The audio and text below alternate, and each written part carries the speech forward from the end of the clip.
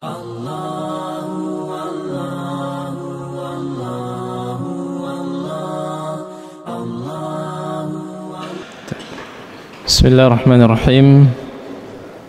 Assalamualaikum warahmatullahi wabarakatuh. Alhamdulillahi rabbil alamin, hamdan yaliku bijalalihil karim wa 'izami sultanih. Asyhadu an la ilaha illallah wahdahu la syarika lah, ta'ziman li sya'nihi wa ijlalih. Wa asyhadu anna Muhammadan 'abduhu wa rasuluh الداعي إلى رضوانه صلوات الله وسلامه عليه وعلى آله وصحبه وإخوانه أما بعد. Hadirin wal hadirat sedang jamaah maghrib isya, azani Allah wa iyyakum ajma'in. Alhamdulillah, kita senantiasa memanjatkan rasa syukur kita kepada Allah Subhanahu wa taala, dan senantiasa untuk kita saling mengingatkan untuk senantiasa memperbaharui dan meningkatkan kualitas kesyukuran kita kepada Allah Subhanahu wa taala, agar semakin dekat, semakin berlalu waktu di dalam kehidupan kita, semakin mendekat kita pada ajal dan batas yang Allah Subhanahu wa taala tetapkan kepada kita, semakin meningkat kualitas kesyukuran kita kepada Allah Subhanahu wa taala.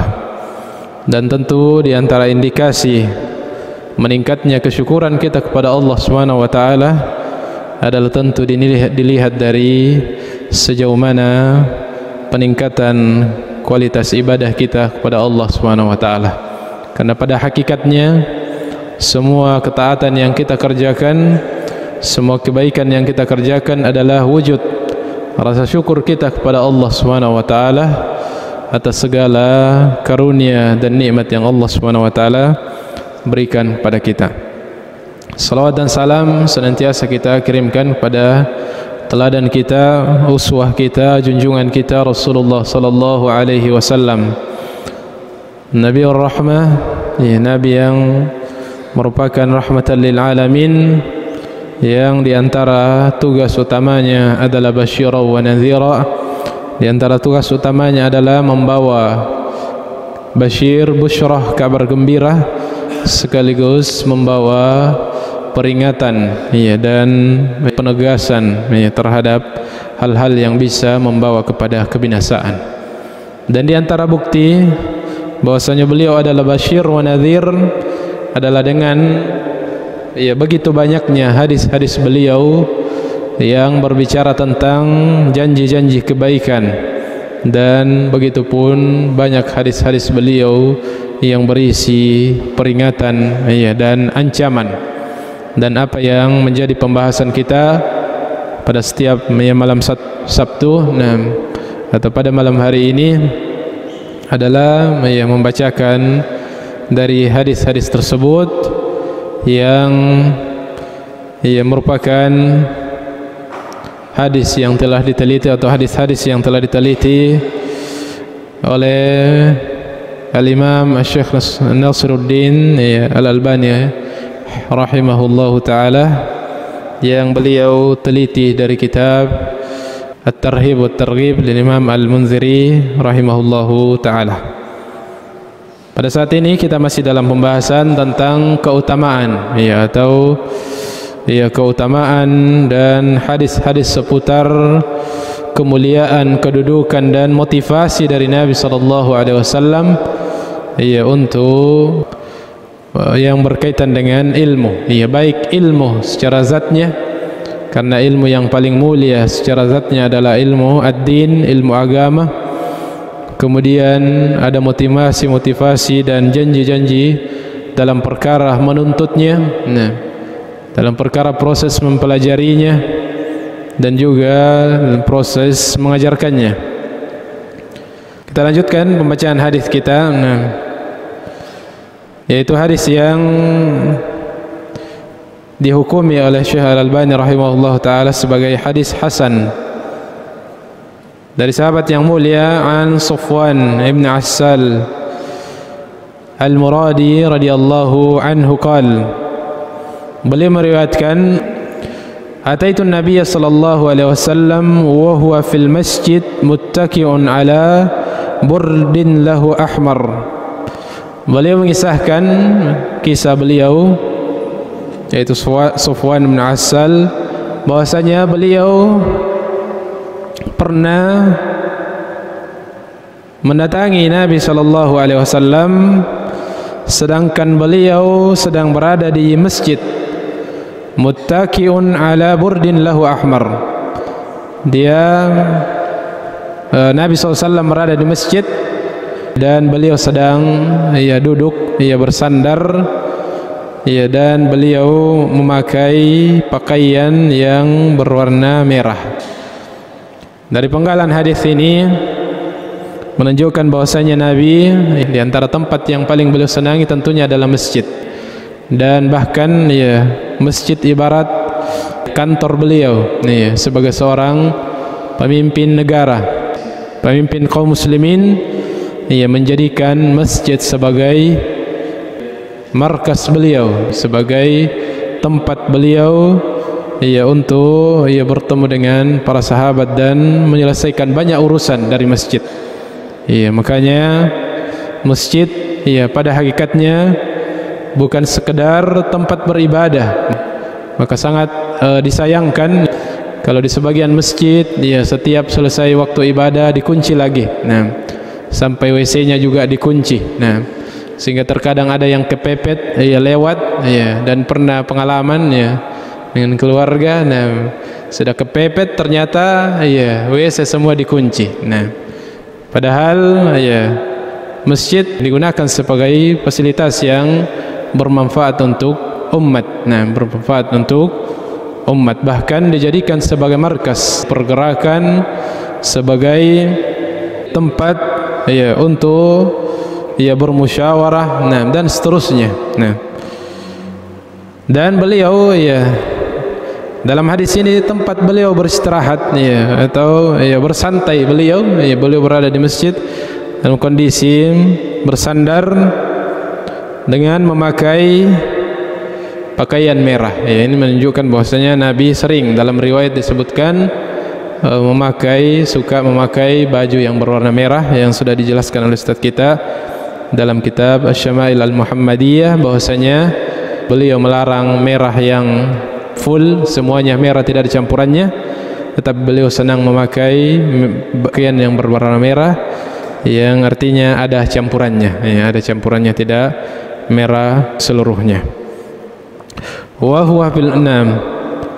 Fakultu lahu, lalu Sufwan mengatakan, maka aku pun mengatakan kepadanya, ya Rasulullah, inni ji'tu atlubul ilma. Wahai Rasulullah, sesungguhnya aku mendatangimu, aku datang untuk mempelajari ilmu, aku datang untuk menuntut ilmu. Ini semangat seorang sahabat untuk mendatangi seorang alim yang dia ketahui, apalagi seorang nabi tentunya adalah sumber ilmu, untuk dia menimba ilmu secara langsung darinya. Faqal, maka Nabi sallallahu alaihi wasallam bersabda, marhaban bi talibil ilm.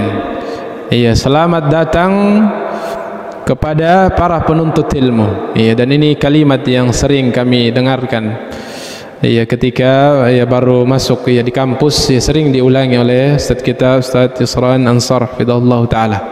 Selalu menyambut, dan ini sunnah kalimat dari Nabi sallallahu alaihi wasallam kepada orang-orang yang mendatangi majelis ilmu, khususnya yang mau datang untuk betul-betul fokus menuntut ilmu, untuk diberikan tarhib, untuk disambut dengan sambutan hangat. Dan kata marhaban itu adalah ucapan sambutan hangat, dan menunjukkan bahwasanya engkau telah datang pada sesuatu yang sangat berharga. Kedatanganmu adalah kedatangan yang akan mendatangkan kebaikan yang besar.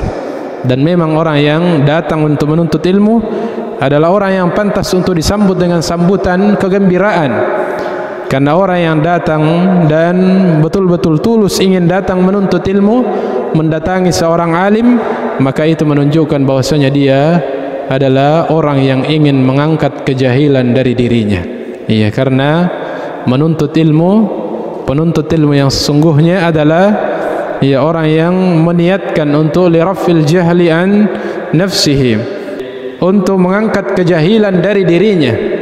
Dan tidak hanya sekedar itu, ketika ada seseorang yang sudah betul-betul meniatkan ingin memfokuskan dirinya untuk menuntut ilmu, maka dia adalah orang yang merupakan calon-calon penebar kebaikan pada orang lain. Karena orang yang kemudian ketika dia bisa fokus menuntut ilmu dan mengangkat kejahilan dari dirinya dan bersungguh-sungguh dalam menuntut ilmu, maka nanti pada suatu saat nanti, setelah dia selesai menuntut ilmu, dia akan menjadi orang-orang yang menebarkan ilmu dan kebaikan kepada yang lainnya. Maka dia adalah orang yang pantas untuk diberikan sambutan hangat dan ucapan selamat. Nah, marhaban bi talibil ilm, sebagaimana ungkapan kepada Ramadan yang mungkin sering kita dengarkan, marhaban ya Ramadan, nah, syahrun mubarak dan seterusnya. Disambut karena kedatangannya adalah kebaikan. Kedatangannya adalah membawa kebaikan dan menebarkan kebaikan. Begitupun penuntut ilmu. Pantas untuk disambut dengan sambutan yang hangat, marhaban bi talibil ilm, karena dia adalah orang yang datang akan membawa kebaikan dan akan menebarkan kebaikan pada umat manusia. Kemudian Nabi SAW memotivasi sahabat tersebut yang kedatangannya untuk menuntut ilmu, maka Nabi SAW memberikan targhib kepada beliau, memberikan motivasi, memberikan kabar gembira kepadanya dan mengatakan, inna talibal ilmi tahuffuhul malaikatu wa tadhilluhu, sesungguhnya para penuntut ilmu itu dinaungi, diliputi oleh para malaikat, wa tudhilluhu, dan dikelilingi dan dinaungi, bi ajnihatiha, dengan sayap-sayap mereka. Ini sudah disebutkan sebelumnya di hadis sebelumnya sebagai ridhan bi talibil ilm, sebagai bentuk malaikat ridha dan senang mencintai apa yang dilakukan oleh para penuntut ilmu. Thumma yarku ba'duhum ba'dan, bahkan para malaikat tersebut karena saking begitu banyaknya mengelilingi para penuntut ilmu sampai mereka pun bersusun, bersusun, ba'duhum ba'dha hatta yablughu as-sama'ad dunya, sampai malaikat itu sampai di langit dunia. Begitu banyaknya malaikat yang menyaksikan apa yang mereka kerjakan, menunjukkan keridhaan dan kesenangan mereka dan kecintaan tentunya kepada orang-orang yang berada di majelis ilmu, sampai mereka, para malaikat yang mulia tersebut, mengelilingi mereka, menaungi dengan sayapnya. Dan tidak hanya satu tingkat, atau misalnya satu majelis tidak hanya di lantai satu, yang terisi, bahkan mereka bersusun-susun sampai ke langit dunia. Mereka semuanya menyaksikan apa-apa yang dikerjakan oleh para penuntut ilmu. Min mahabbatihim lima yatlub, karena cintanya mereka para malaikat, ridhonya mereka terhadap apa yang mereka cari, terhadap apa yang mereka kerjakan, yaitu mempelajari agama Allah Subhanahu wa ta'ala. Itu hadis yang pertama yang kita bacakan pada malam hari ini. Kemudian hadis yang kedua, termasuk hadis yang paling masyhur, yang hampir atau semua kita mungkin sudah menghafalnya dan harus menghafalnya, hadis yang dihukumi sahih oleh Syekh Al-Albani rahimahullah ta'ala, diriwayatkan ruwiya an Anas bin Malik, yang diriwayatkan dari pelayan Nabi SAW Anas bin Malik radhiyallahu ta'ala anhu, qala Rasulullah sallallahu alaihi wasallam, bahwasanya Rasulullah SAW bersabda, talabul ilmi fariidatun ala kulli muslimin, menuntut ilmu adalah kewajiban bagi setiap muslim. Hadis yang sahih diriwayatkan Ibnu Majah dan selainnya dari para perawi imam muhadditsin. Ikhwani fiddin, hadirin sidang jamaah Maghrib Isya, azani Allah wa iyyakum ajmain. Hadis yang sangat singkat. Dan sudah sering kita dengarkan, bahkan teksnya sudah kita hafalkan, namun perlu untuk terus disuarakan kepada kaum muslimin tentang kewajiban yang satu ini. Dan ini diantara kewajiban yang banyak dilalaikan oleh kaum muslimin, kewajiban menuntut ilmu. Dan ini dampaknya meluas, karena berawal dari melalaikan kewajiban menuntut ilmu, begitu banyak kewajiban-kewajiban yang lainnya akhirnya terlalaikan. Begitu banyak dari kaum muslimin yang tidak melaksanakan kewajiban salat 5 waktu, karena memang mereka dari awal tidak melaksanakan kewajiban menuntut ilmu. Begitu banyak dari kaum muslim yang terjatuh kepada dosa dan maksiat. Mereka tidak memahami karena memang mereka tidak mau menuntut ilmu. Maka ini adalah satu kewajiban yang perlu untuk disuarakan, perlu untuk ditekankan dan diberikan kesadaran kepada kaum muslimin untuk mereka kembali membangun kesadaran mereka untuk menuntut ilmu agama. Dan ketika Imam Malik rahimahullahu ta'ala mengatakan, lan yasluha akhir hadhihi al-ummah illa bima saluha bihi awwaluhu. Ketika Imam Malik rahimahullahu ta'ala mengatakan tidak akan baik keadaan dan kondisi umat-umat yang terakhir yang datang kemudian, termasuk umat hari ini, tidak akan menjadi baik kondisinya kecuali mereka menempuh jalan yang membuat baik umat-umat yang pertama, yaitu umat-umat yang terbaik. Kuntum khaira ummah, kalian adalah umat terbaik, yaitu umat para sahabat, generasi para sahabat.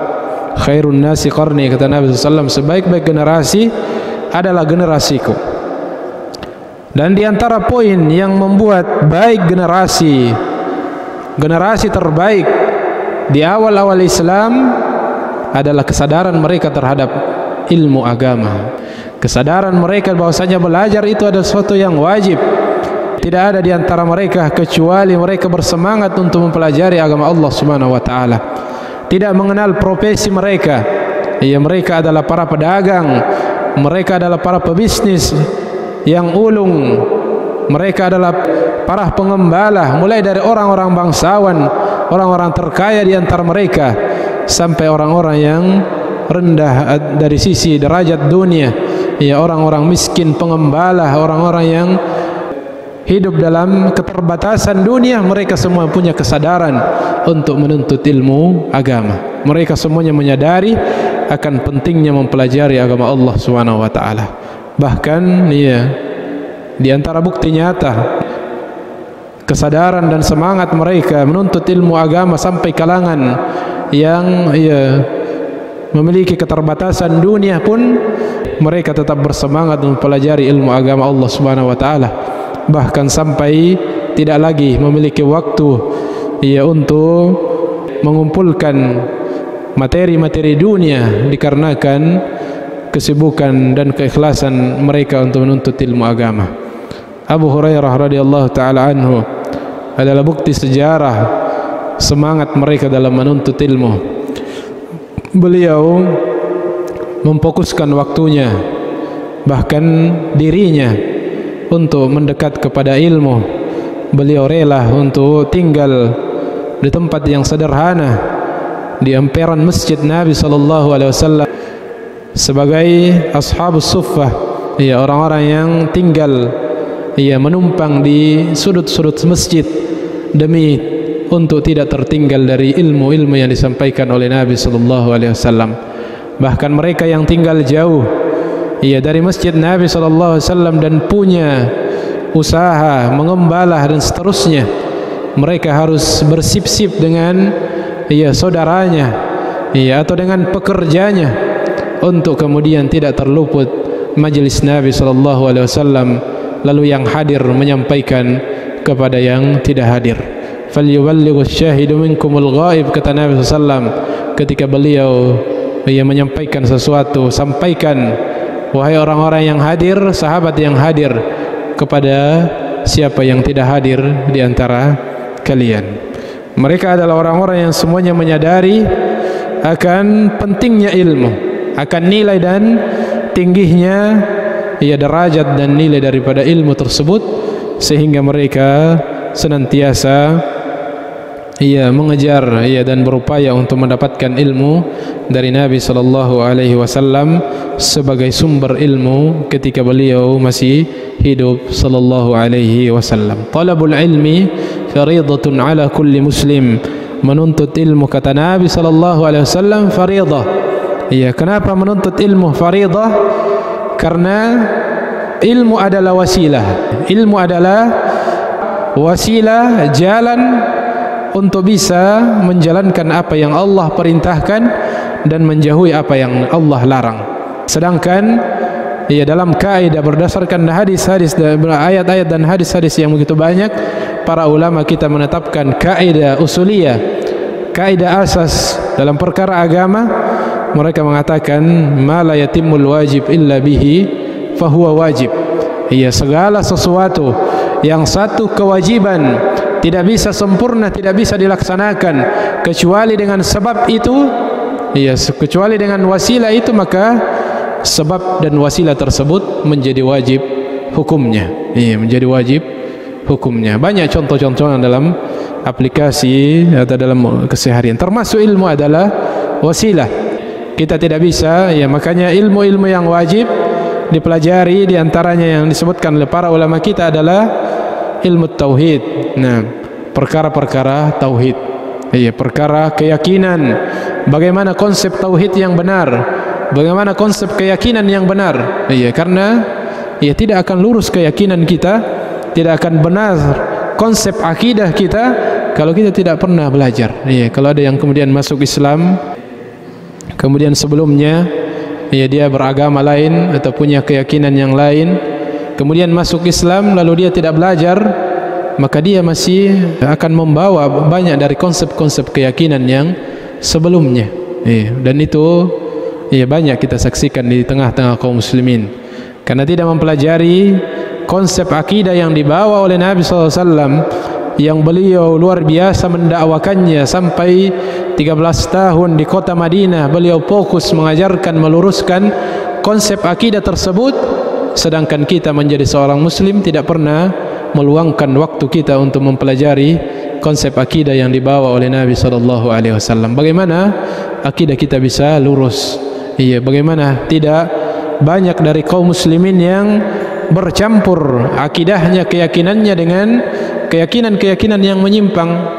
Maka kita jumpai kaum muslimin muslim tapi masih rutin berdukun, muslim tapi masih banyak praktek-praktek kesyirikan yang dilakoni. Kenapa? Karena konsep akidah yang tidak dipelajari, konsep akidah yang tidak didalami, sehingga mereka masih membawa keyakinan-keyakinan yang mungkin didapatkan dari sumber yang tidak punya landasan atau sumber yang tidak sesuai dengan tuntunan konsep akidah Islam.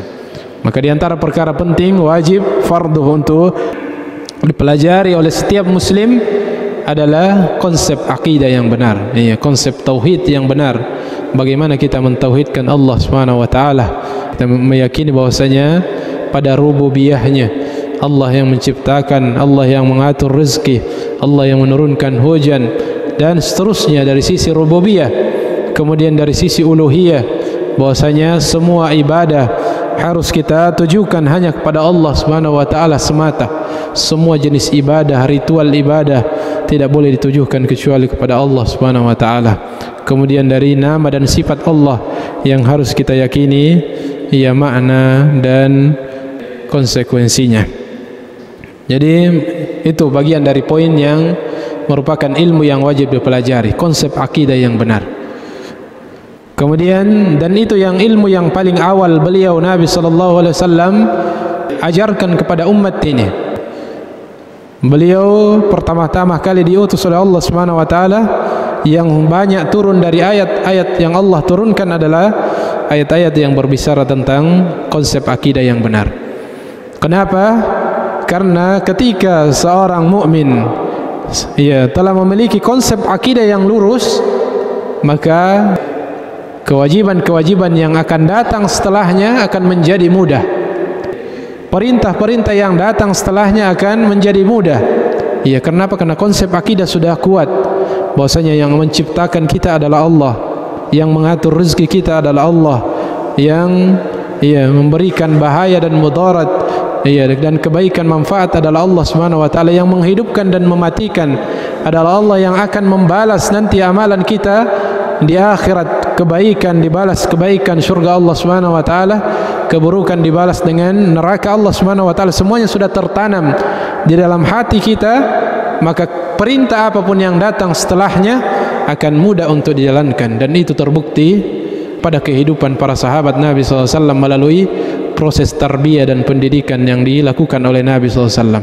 Mengawali dengan menanamkan akidah yang kuat, yang tertanam terhunjam di dalam hati mereka, yang mana akidah mereka tidak mudah goyah meskipun harus dengan pengorbanan nyawa.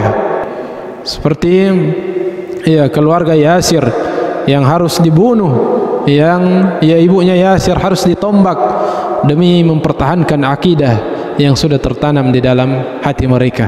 Akidah Mus'ab bin Umair yang tidak bisa lagi goyah, meskipun fasilitas dunia ditarik semuanya oleh kedua orang tuanya, dia mesti hidup dalam kesederhanaan padahal dia adalah seorang anak bangsawan. Karena akidah yang sudah terhunjam tidak bisa lagi digoyahkan dengan goncangan dan godaan apapun. Maka ini satu konsep pendidikan dan satu konsep pembinaan yang diajarkan oleh Nabi sallallahu alaihi wasallam, memulai dari ilmu yang sangat penting, yaitu mendalami masalah akidah, mendalami masalah tauhid, yang mana hari ini kaum muslimin hampir meninggalkan itu. Begitu banyak kaum muslimin kalau dibilang ini persoalan akidah pusing, tidak ditahu, bilang apa itu akidah, apa itu tauhid, apakah itu semisal onde-onde atau apa, tidak ditahu apa itu istilah akidah dan tauhid, apalagi tentang isinya dan konsepnya secara utuh tentang akidah. Maka ini perkara yang sangat penting untuk dipelajari bagi setiap muslim, karena sebagaimana kita sebutkan tadi, ketika konsep akidah ini baik dan tertanam dalam hati seorang muslim, segala perintah yang datang setelahnya akan mudah. Para sahabat setelah tertanam konsep akidah di dalam hati mereka, barulah kemudian diperintahkan untuk salat, maka mereka menyambut. Diperintahkan untuk berpuasa, mereka berpuasa. Bahkan diperintahkan untuk mengorbankan nyawa mereka dengan berjihad di jalan Allah Subhanahu wa taala, mereka pun berlomba-lomba, bahkan berebut untuk mendapatkan kesempatan berjihad di jalan Allah Subhanahu wa taala.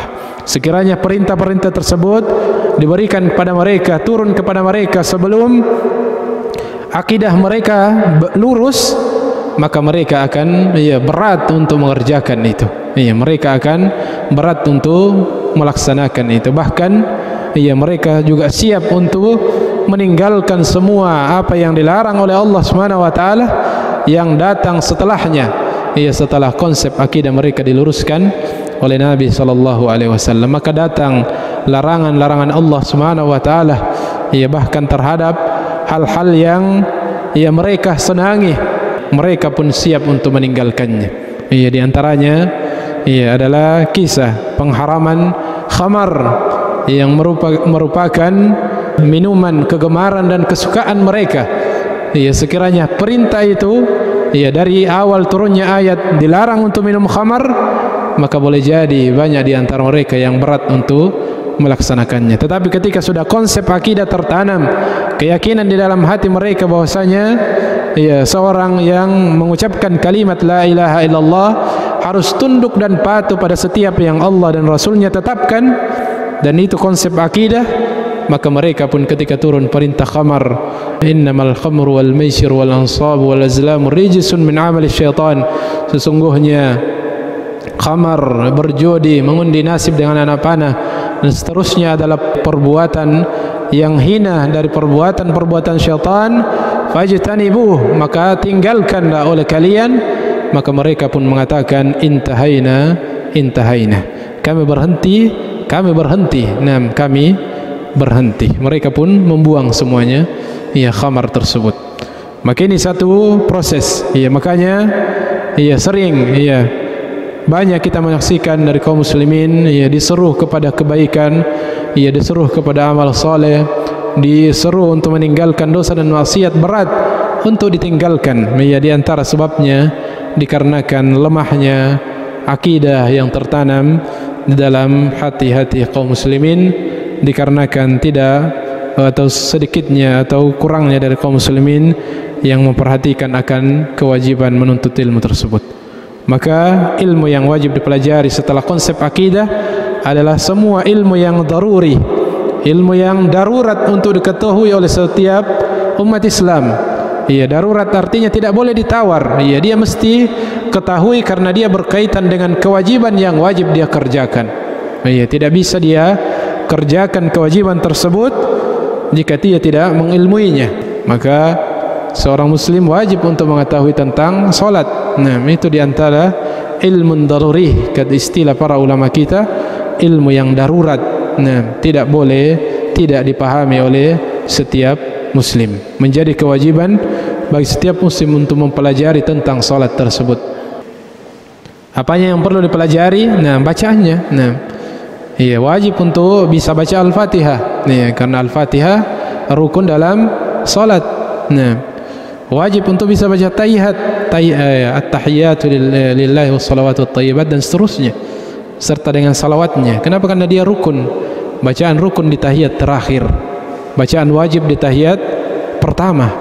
Kalau tidak dibaca bisa tidak sah salat kita karena meninggalkan rukun bacaan dalam salat. Maka dia darurat. Nah, kecuali orang yang baru-baru masuk Islam, baru proses mau menghafal surah Al-Fatihah, maka dia baca sesuai apa yang dia mampu atau berjamaah ikut sholat berjamaah. Tetapi kita yang sudah tahunan, belasan tahun, puluhan tahun berstatus seorang muslim, ia tidak lagi diberikan keringanan untuk kemudian tidak mampu membaca surah Al-Fatihah, tidak mampu membaca bacaan tahiyat. Dan masih kadang kita dapati ya dari kaum muslimin bacaan salat tahiyatnya masih terbalik-balik. Nah, belum lancar. Ya, padahal dia diantara bacaan rukun dalam salat. Ya, diketahui. Nah, hukum-hukum ya dari salat tersebut. Ya, kenapa? Karena pada salat tersebut ya minimal ada 3 status dari bacaan dan gerakan itu. Nah, ada yang bacaan dan gerakan yang hukumnya rukun, statusnya rukun salat. Yang mana-mana saja yang rukun itu. Ya, kenapa perlu diketahui? Karena beda konsekuensinya, khususnya kalau lupa, apalagi kalau imam ya, meninggalkan rukun, kalau sengaja batal salat. Nah, ya kalau tidak sengaja maka dia membatalkan rakaat yang kita tinggalkan, harus diganti. Iya, kalau kita tidak tahu ini rukun, ini wajib, ini sunnah, iya repot nanti akibatnya, khususnya kalau ya imam atau salat sendirian. Itu berkaitan dengan salat. Dan semua ibadah yang hukumnya fardu kepada kita, wajib untuk dikerjakan, maka iya kita wajib untuk mengilmuinya. Dan ibadah-ibadah yang sunnah yang ingin kita kerjakan pun harus kita ilmui, agar ibadah sunnah yang kita kerjakan tersebut sesuai dengan tuntunan yang dituntunkan oleh Nabi sallallahu alaihi wasallam. Kemudian di antara ilmu yang daruri, ilmu yang darurat untuk diketahui adalah perkara al-halal wal haram.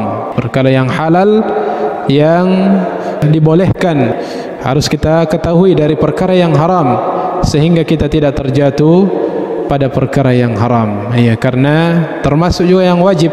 Kalau tadi ma la yatimul wajib ya illa bihi fahuwa wajib, kaidahnya apa yang tidak sempurna kewajiban kecuali dengannya maka dia wajib. Maka ilmu tentang perkara yang wajib untuk dipelajari.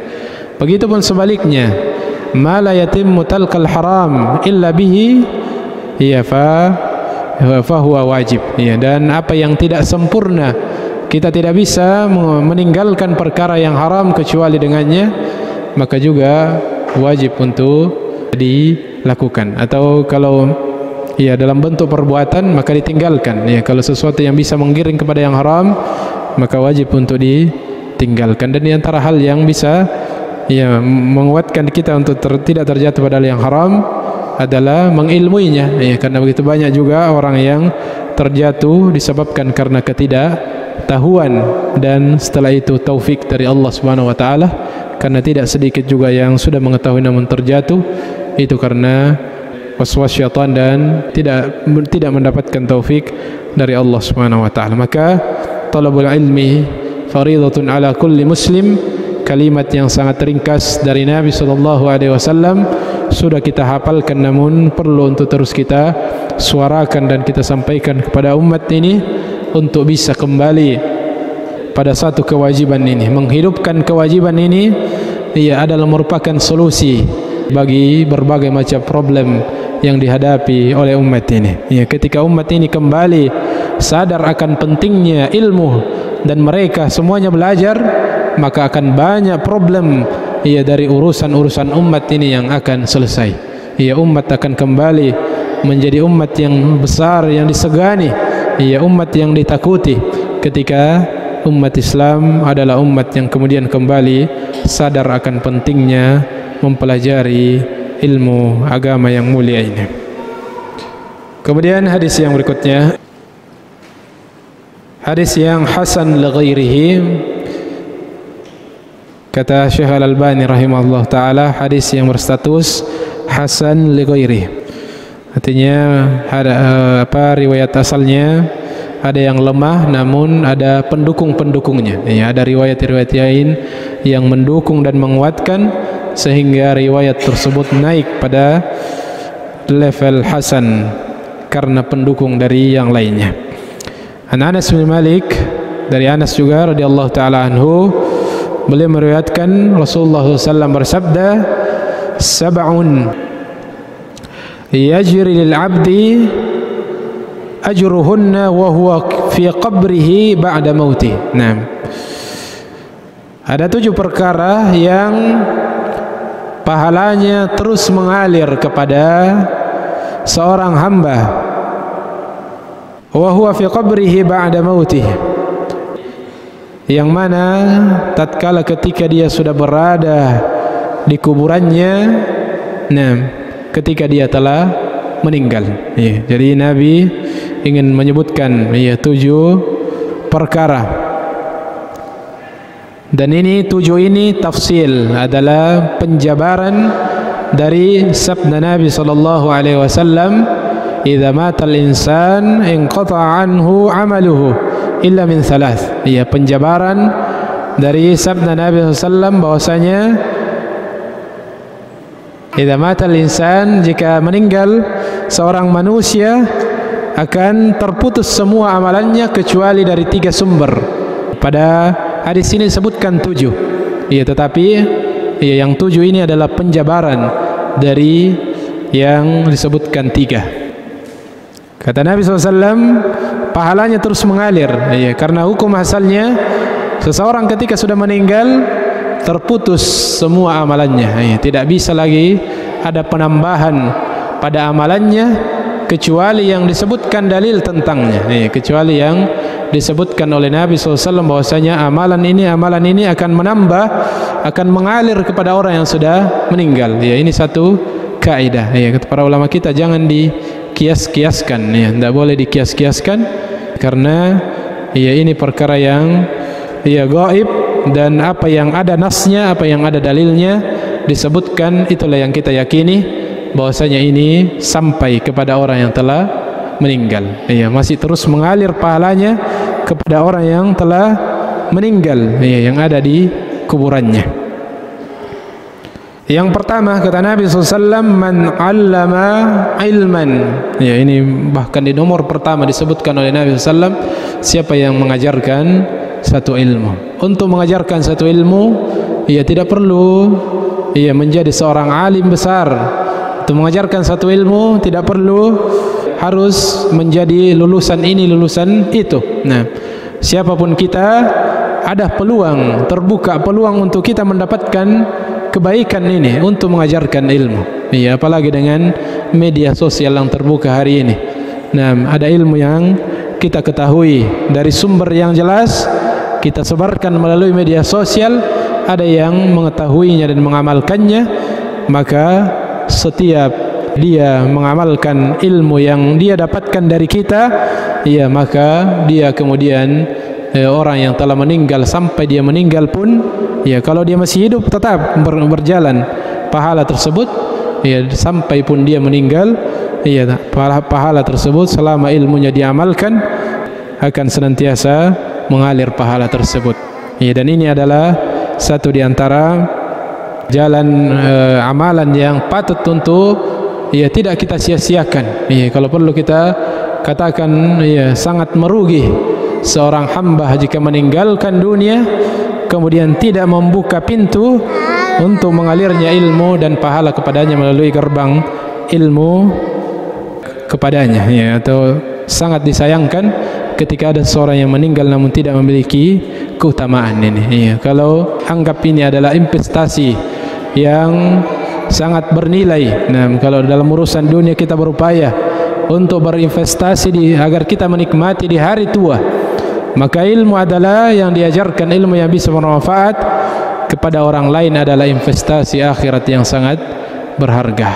Paling minimal kita semua adalah, atau hampir semuanya kecuali sedikit yang belum menjadi ayah, maka jangan sia-siakan ya kesempatan kita sebagai seorang ayah untuk menanam ilmu kepada anak kita. Yang sering ditekankan oleh para ulama kita, paling minimal ya surah Al-Fatihah. Jangan biarkan anak kita menghafal dari yang lainnya, biarkan kita yang menanam surah Al-Fatihah tersebut sebagai ilmu yang bermanfaat kepada anak-anak kita, yang kemudian ya ilmu tersebut nanti diajarkan, tentu dia amalkan dalam setiap solatnya, ya, maka tidak perlu diniatkan lagi nama Al-Fatihah kepada ayahnya, ya setiap dia membacanya, ya dia akan otomatis mendapatkan pahalanya karena dia adalah ya orang yang menanamkan ilmu tersebut kepada anaknya, dan mungkin anaknya akan menjadi guru setelahnya yang mengajarkan kepada yang lainnya, maka tersebarlah ilmunya, dan sejauh mana ilmunya diamalkan sebanyak itu pula pundi-pundi amalan yang mengalir kepadanya. Mudah-mudahan ya apa yang kita ketahui dari ilmu kemudian menjadi ilmu yang bermanfaat, bisa kita ajarkan kepada orang lain dan bermanfaat kepada orang lain, dan bisa kemudian kita merasakan manfaatnya di dunia dan di akhirat kelak. Mudah-mudahan ada manfaatnya. Nanti kita lanjutkan karena lumayan panjang ya, kalau dilanjutkan juga tidak selesai, maka kita cukupkan ya sampai di penggalan ini. Mudah-mudahan ada manfaatnya. Segala yang benar datangnya dari Allah Subhanahu wa taala. Jika ada hal-hal yang keliru itu dari keterbatasan, habis syarif pribadi dan waswas syaitan, maka kita beristighfar kepada Allah Subhanahu wa taala dari segala kekeliruan dan kekhilafan dengan doa kafaratul majlis. Subhanakallahumma wa bihamdik, asyhadu an la ilaha illa anta, astaghfiruka wa atubu ilaik. Wa akhiru da'wana alhamdulillahi rabbil alamin. Wassalamu alaikum warahmatullahi wabarakatuh.